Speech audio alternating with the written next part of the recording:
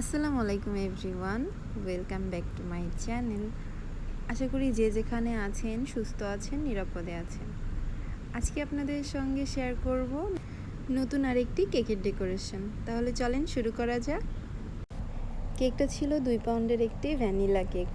তো বরাবরের মতোই আমি কেকটাকে বেক করে নিয়েছি।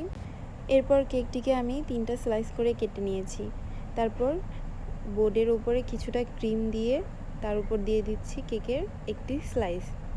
তারপর দিয়ে দিয়েছি সুগার সিরাপ। তারপর আমি দিয়ে দিচ্ছি কিছুটা হুইপ ক্রিম। তারপর এটাকে স্প্রেড করে নিচ্ছি।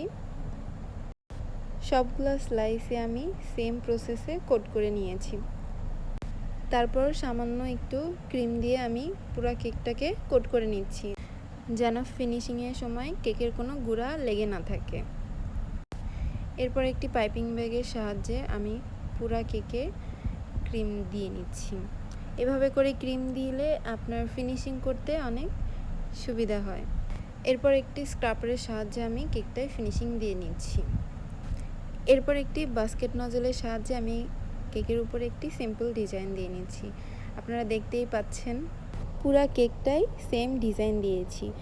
এরপর আমি নিচেও সেম ডিজাইন দিয়ে নিয়েছি। তারপর একটি স্টার নজলের সাহায্যে ছোট ছোট ফুল দিয়ে নিচ্ছি। এখানে দেখতেই পাচ্ছেন আমি ছোট ফুলগুলো দিয়েছি পার্পল কালারের।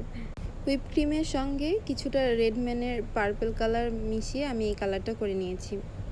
এরপর একটি পাইপিং ব্যাগ আমি পাতার শেপ আকারে কেটে নিয়ে তারপর একটি পাতার ডিজাইন করে দিয়েছি।